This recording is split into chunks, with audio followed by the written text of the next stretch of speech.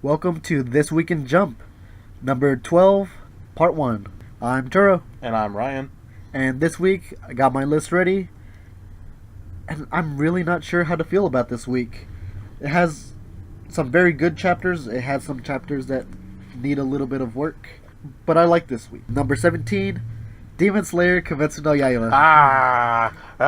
You blasphemer. This is the third chapter where Akaza is still headless and is recovering, and his third chapter of backstory and still being alive with his head cut off. Like, I thought that was their whole thing. Unless you're the upper moons, in which case you can move your weak point to other spots. Okay. As has been confirmed. But then why hasn't he been moving, as fast? He's... Oh, because it still takes a while to regenerate from that. Okay. I would assume it's a lot more difficult to regenerate your brain Okay. from regenerating an arm.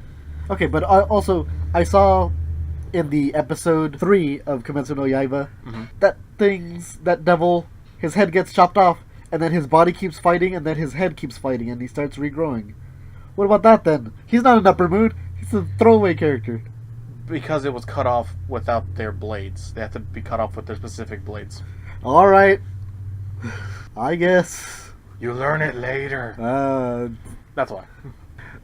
They have some rules, but they can bend them to keep it fresh. Okay, but anyways, we have Akaza still regenerating and fighting against Tenjiro and Gyu. Mm-hmm. Tenjiro just loses his grip on his sword. He doesn't have any physical strength left to grip it. He just Yeah. had enough strength to, kind of... Yeah, so what does he go for? He goes for a punch. So yeah, Tenjiro's punch makes him remember him being punched when he was in his human form of Hakuji. Hooray for physical violence. Child violence. It helps you remember. Helps you remember the important things, the things that matter. That he was, a criminal. He was going to be part of a family before they were all poisoned and killed. And then you go on a murder rampage, killing dozens of people with your hands. But Good guy. it was Good cool. guy. I'm glad we got 3 chapters worth of his backstory. Just so that he attacks himself, Mhm. blows himself up, starts regenerating, and then disappears. Then essentially stopped his regeneration and kills himself. Yeah, because he realized that he had truly lost, and he gets his humanity back. So, by allowing himself to disappear this time, he's finding absolution. That's why I liked it so much. Okay. I just thought it was several chapters and backstory for a character who was going to die. Anyways. That's how I felt. Well, would it have been better if he was just a villain of the week and never had any backstory? Yes. Alright, next up, I have Yuna and the Haunted Hot Springs. So we're continuing off with, the Yuragi Inn being under attack. Kogarashi is trying to run away with all the girls and the cat god. Trying to, just find shelter. And they turn invisible? Is that correct? Yeah, the cat god is able to turn them invisible using stealth paws, or that's what they call it, or Okay. something of that. Stealthy steps. Okay. So they're just trying to, get somewhere safe. Obviously not the inn, where they definitely felt safe. I'm not sure where they're running to, honestly. But Kogarashi doesn't run. Yeah, Kogarashi, Decides to go back. he decides to go back and fight with the little training he has, because he's still a child in this case. And he's trying to, get his point across that these are just girls, fight me, I'll fight you, you're making this a problem for everyone else when I'm the cause of this. Mm-hmm. Fight me. Yep. He's about to just get utterly destroyed when he's saved by the female Oni, Namco. She shields him from the brunt of the damage, and Kogarashi, gets pissed. The cat god and the rest of the girls, they find out there's a barrier and they can't cross any further.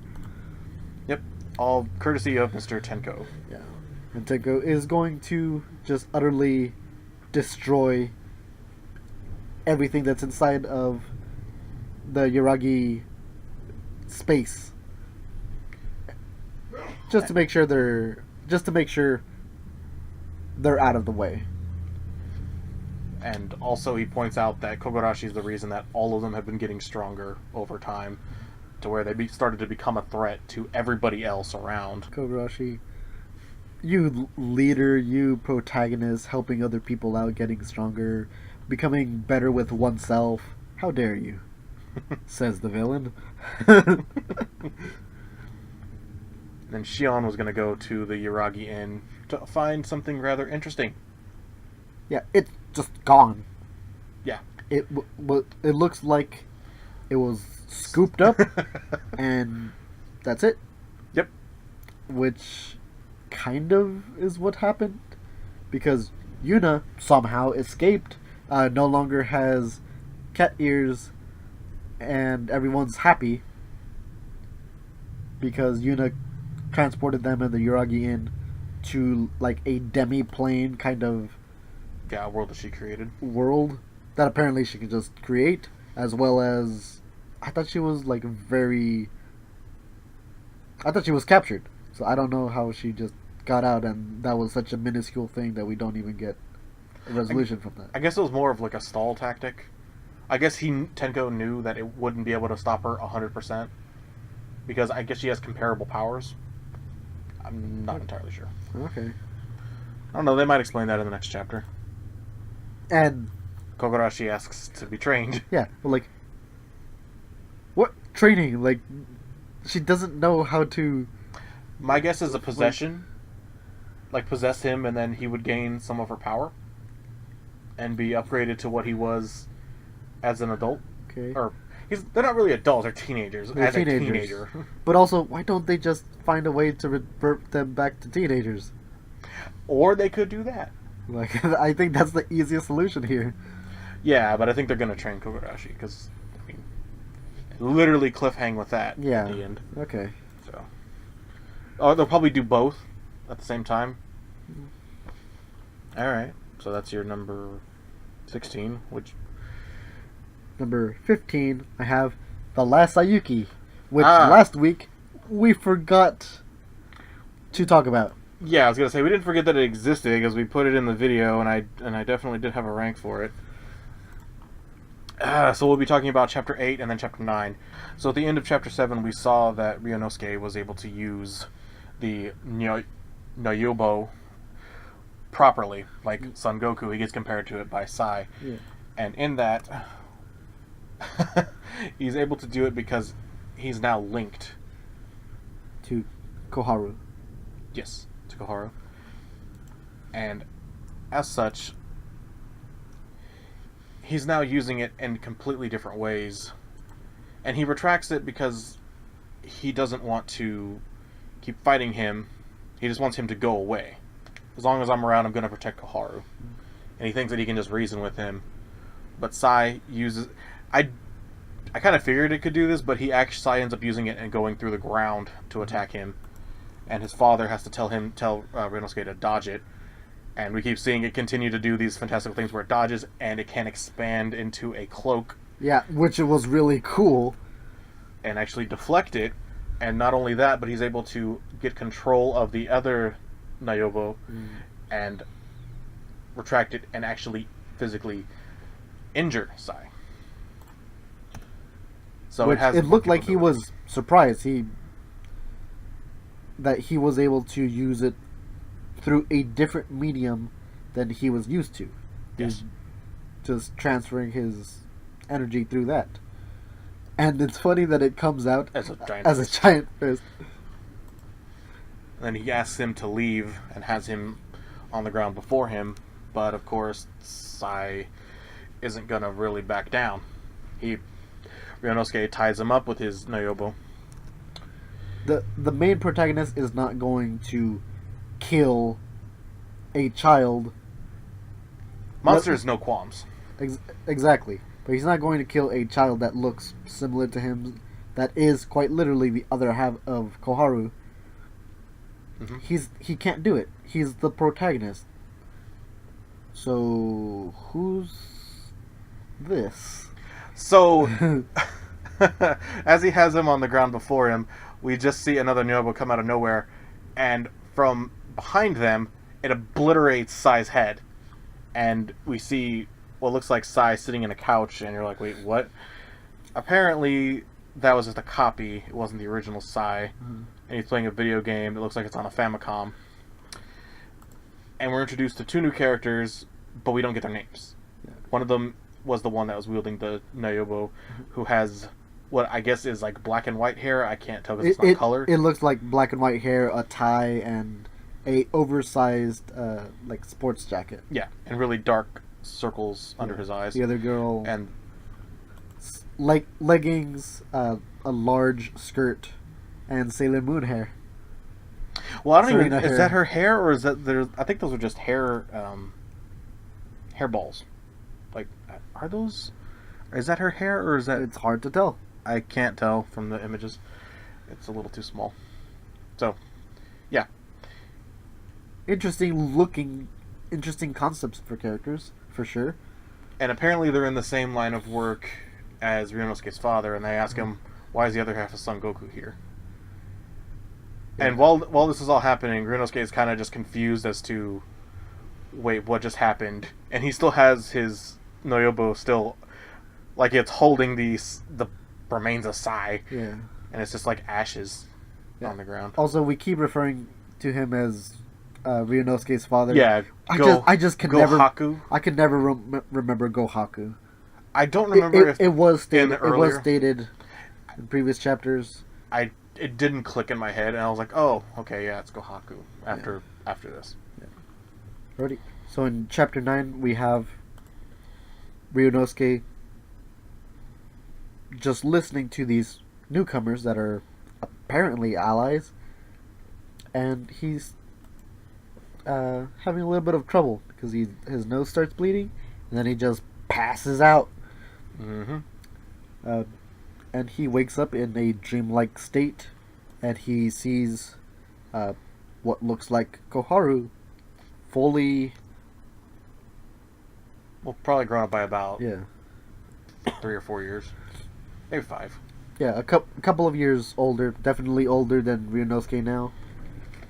And she's able to move around, she's able to use her hands, and she has like a weird mask on. That's reminiscent of the mask on the first chapter. Yeah. And she is known as K, which is Son Goku's counterpart. Which we have really no idea what that means right now. So yeah, so this K is trying to be, somewhat nice and somewhat formal with Ryunosuke. It says, "Oh, we have some time here. Let's entertain ourselves. Let's play a game." So he immediately tries his best and beats K at a game of Go. They refer to it as Connect 5. Yeah, but it's like a simplified version of Go, I guess. Yeah, they probably it's using the Go stones. They're probably using like half the board, if that. And it gets frustrated. K gets frustrated. Being leisurely with you. Yeah. Yeah. Like, if you have fantastic power and intelligence, why would you ever get frustrated at losing? Like, you would try your best. You would let people know you're the best, but the frustration is funny. Kay gives an explanation of her abilities as well as humans' abilities throughout several years, and how everything kind of works. Like, our body moves because of the electricity. Our cells constantly regenerate whenever we get injured, or just day to day. But the true strength of, humans goes much more beyond just that. Connecting arms that have been detached, creating monsters, and as well as the fact that the use of the Neobo and all of the different ways it can be used. Yeah. Less of your brain, more of your energy being manipulated. And that's pretty crazy. Mm-hmm. But he just couldn't handle the change that quickly. So that's why he passed out and went into the dream state to begin with. Yeah. But you get closer to the true human form. And so that's what Sai was referring to with Gohaku earlier, when he was just like, oh, you're getting closer to being true human. Like, that's what he was referring to. You're not human. Yeah. Yeah, that's what they meant. Where any normal human would say, huh? What do you mean? You're crazy. I'm clearly human. No, you need to be true human. Yeah. What's the difference? She shows him a possible future where he's had his memories erased and he's just hanging out with Shige going to play baseball. Yeah. Then, he just doesn't really care about that. He wants to be with Koharu. Like, now that he's been introduced to her, he doesn't want to leave her side. They are a family now. They need to take care of each other no matter what. No matter how hard it gets for me, for her, for my dad. We're going to stay together. He wants to make it so that way they can return to a normal life, both for him and Koharu. And Kay is just getting, like... Stop acting so tough! Yeah.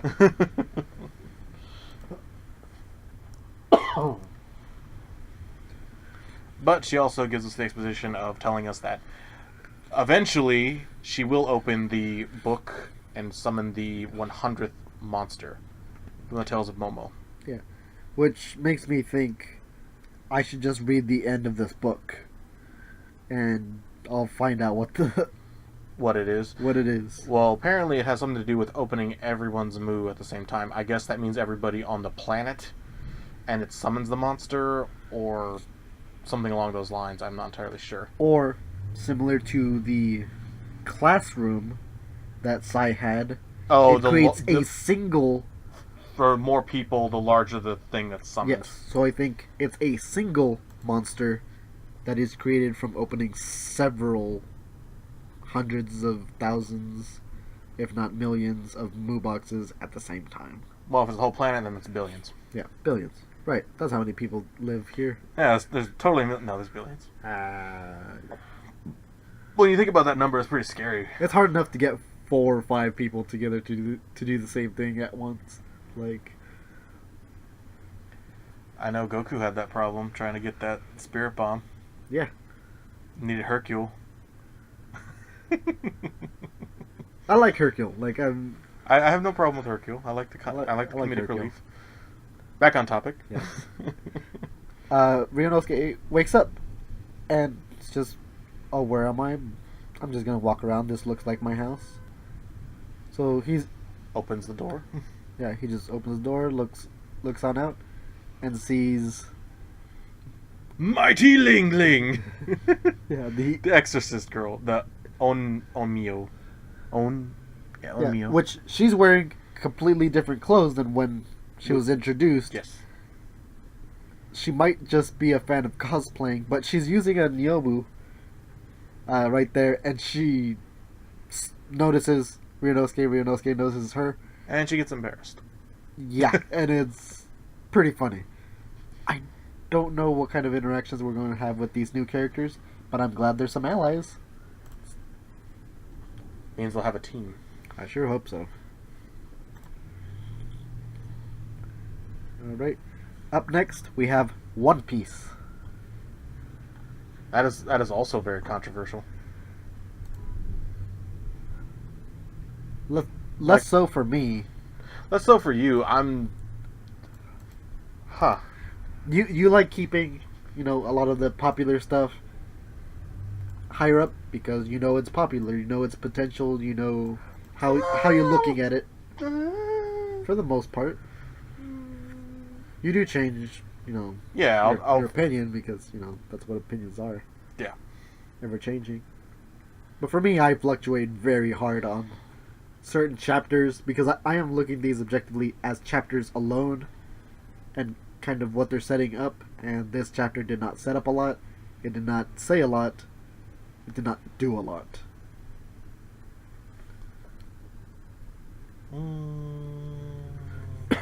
Like, we're starting off with Orochi and talking to him about people that they found Ushimitsu Kozo. Yes, like He's been captured. he's been captured. Like, way, like. Well, he's surprised that he's alive for one. Well, yeah, because it's been so long that people thought people just forgot about him. But it's also Orochi starting off with being mad, being devastated that his the love of his life, Komu Rasaki, was killed. Mm-hmm. Because she was, acting against the shogun. Yeah, actively showing resistance. Yeah, which several people have shown much more resistance, and they're being put into camps. They're putting them in prison instead of instantly killing them. What's the difference between this girl? Why did she get an instant death penalty? Even Robin was going to be captured instead of instantly killed. Like, it might have some significance later. I'm not sure why she was just killed on the spot. But maybe that's why it's so tragic for these people. But no, Luffy is still oddly training here. And somehow he became overly stuffed. Yeah, someone's feeding him. Obviously. Yeah, it's probably, Raizo and the Mudman.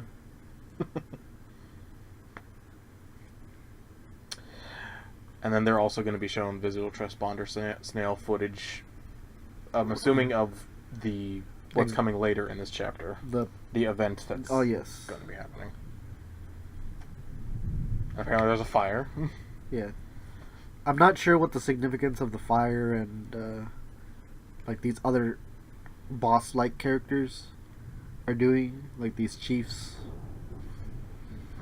I really didn't find a connection there. I thought maybe it was supposed to be like a distraction. Okay, or maybe just showing from different areas, like, oh, this is transponder snail stuff is going to be shown off everywhere, so that people learn. I don't know. But we go back to the snowy part where we find Brook, and he finds Zoro sleeping with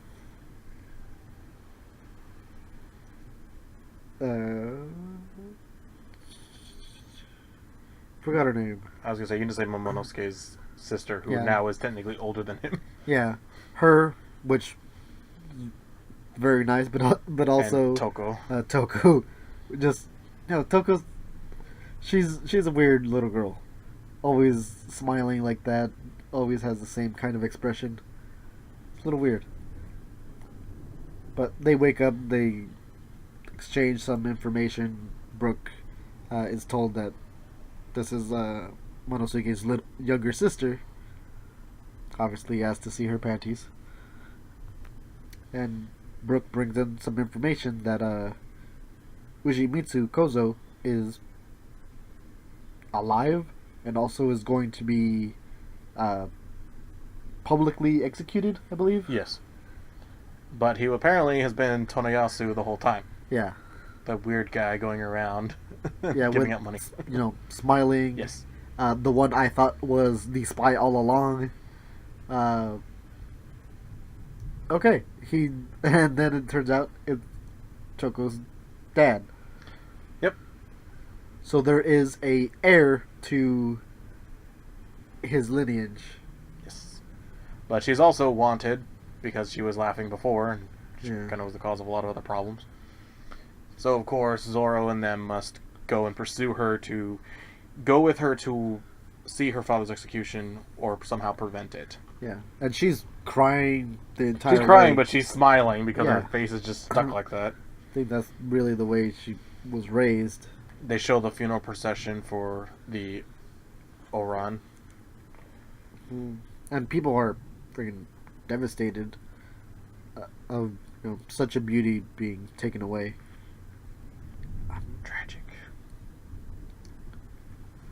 Like, Toyosu was a thief, but his porcupine-like hair that he's been having covered up this whole time Oh, they call him the Hedgehog. pokes out. Yeah, hedgehog, not porcupine. And he's just there smiling. He's bloody, and he's ready to. Say his piece. Yeah, But everybody in the crowd is telling them to let him down. yeah, because they remember Who he him, was. who he was, he's still alive, and that he had supported Odin and the Kozuki clan. Like, he was one of the last now living direct supporters of them. Even though now he was still kind of aloof. I think that's why he's keeping the smile on. 'Cause he knows as soon as the group comes together, this country's going to change, and all the people in power are going to be struck down. I think that's why he's smiling Continuing so his much. smile. Makes sense. But overall, nothing really happened. Him being captured and then revealing that and kind of setting into motion the events for Zoro to get out of where he was and to, like... Because that gets him away from doing the bandit stuff. But Zoro still has something to do. He Yeah. needs to get those weapons back. Like, he still has a lot to do. Mm-hmm. I don't think he's going to go chase after You don't think so? Toko. It's a possibility. I don't know. I don't know.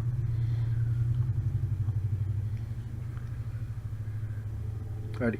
Next up, have Haikyuu. So they have this new rotation that they're trying out, trying to make Hinata a key focus along with Kageyama and the ace. I can't remember his name, but he has a hair tie and a headband. 'Cause he hasn't been getting a lot of love lately. No, not really. There was just a lot of good plays. These are national level players. Or is it this? Yeah. Yeah. It's the the thick forest of blockers, but one of Karasuno's best plays is Hinata running or sprinting and getting into position to spike the ball down. That is the best play that they really have. Yeah, use the whole length of the court.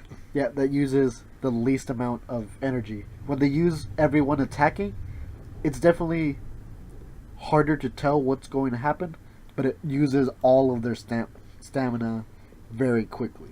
Yes. So this is the most efficient one, I believe. Hinata makes a really nice point there that whenever I see the OG little He's giant, enthralled in everything. he loves it. I think he's really loving volleyball again. Yes. But this is just back and forth, losing a couple points, gaining a couple of points, being fairly even.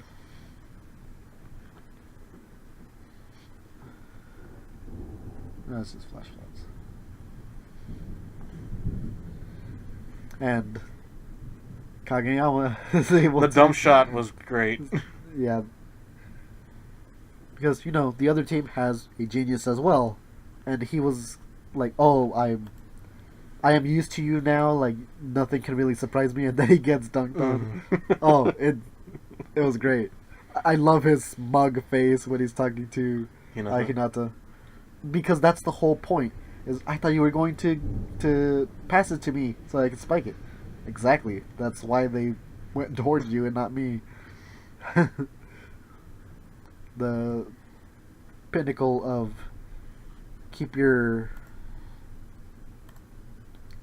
allies close, but keep your enemies close, and your friends even closer. No. It's keep your friends close and keep your enemies closer. There you go.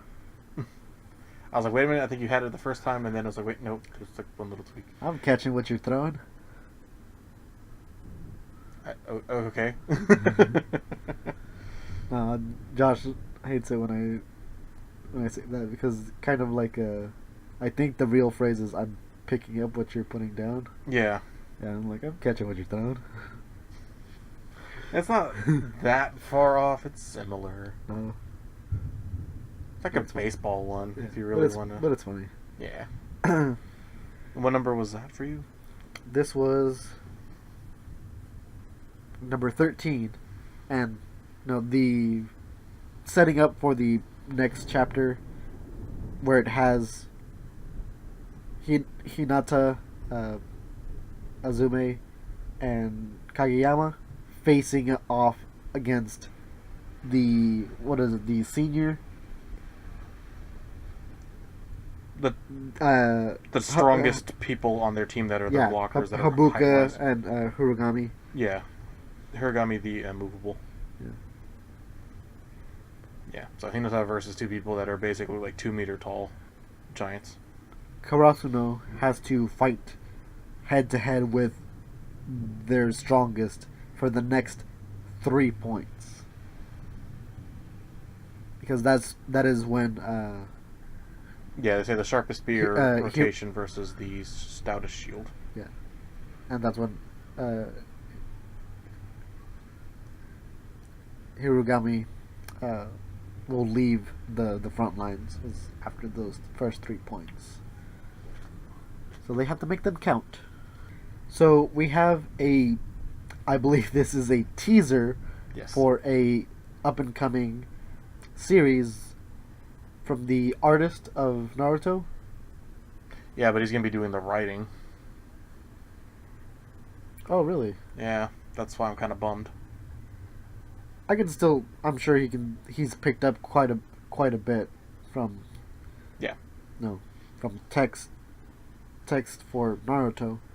This might be interesting. We're talking about Samurai 8, the Tale of Hachimaru. Mm-hmm. Which it looks as though he's in a futuristic city, because it looks like he has technological advancements. He has glasses. His dog has a dog or a cat, because it says meow. I'm not sure. Has like a weird hat.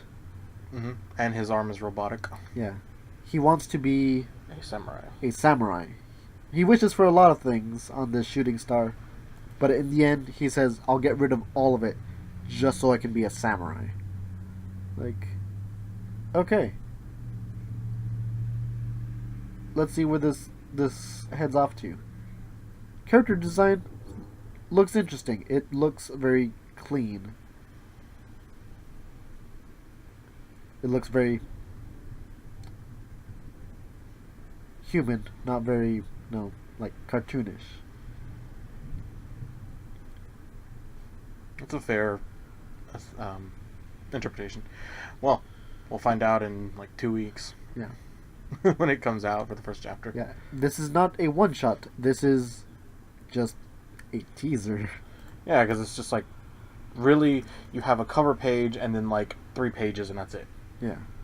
So you're not gonna get a whole lot out of it other than boy wants to be samurai, boy has a dog / possible cat, has robotic arm himself. Yeah. That's I think about it. There's not much to go off of, but I'll give it a read. So next I have Chainsaw Man. Sounds low for you. It is, because this is just wrapping things up.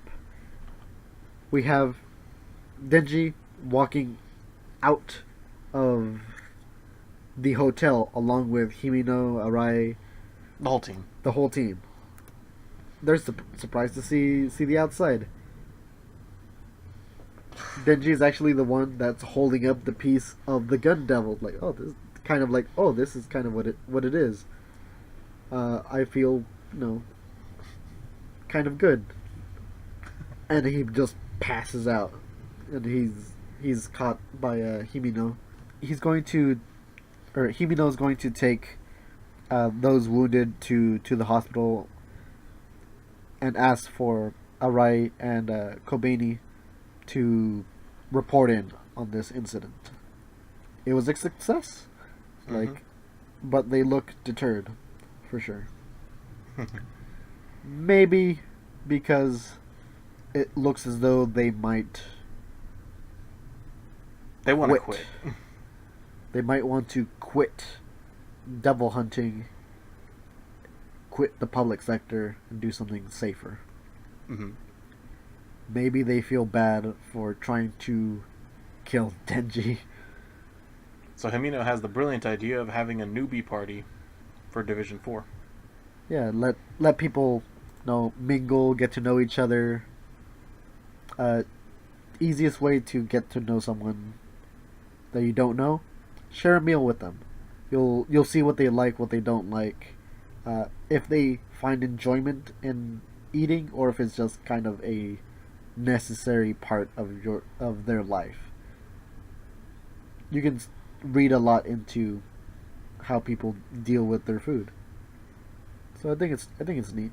Yeah, and Himino and Aki want to find out why Makima is so interested in Denji and why she's been staying in Tokyo this entire time. Yeah. So their plan is to get her invited and then get her kind of like drunk and ask her under the table how and why what's Denji's secret and why the devil knew about him. Yeah, the Eternal Devil knew of Denji's chainsaw powers, as well as it looked as though it spoke with a very clear familiarity that it's not as strong as before, or it looks different as before, but still noticed it as the same being.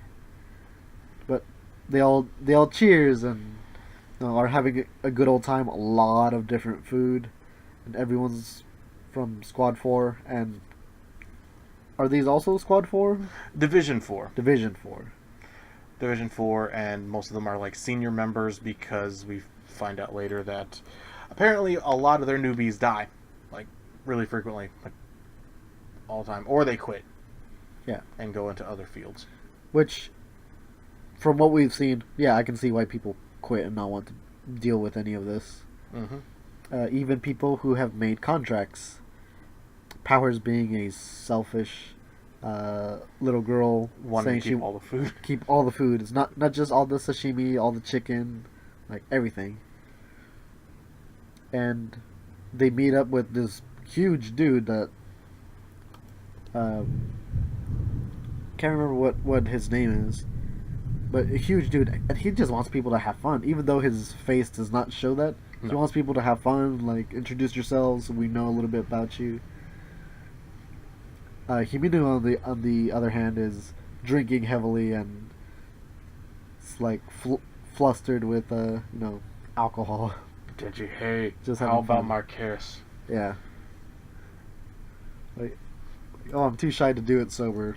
Let me get more wasted. So they're asked to introduce themselves, say their age, and then what devil they have a contract with, and then what their hobby is. Yeah. Denji starts off saying that he's 16 years old and his hobbies are eating and sleeping. Like, the Division 4 is terrified that he's only 16. Like, but Himino, you haven't had anything to drink, right? Like, I got tea. I got tea. I love that little panel, just not being sarcastic or anything like that. He's being just honest. Like, I have tea.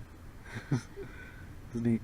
Arai is next, and he's 22 years old, and he has the contract with the Fox Devil, which apparently a lot of humans have contracts with the Fox Devil.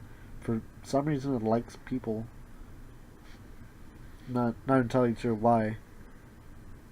But apparently, Himino lets out that only the cute guys can use the head of the fox, the like popular kind of looking guys. Mm-hmm.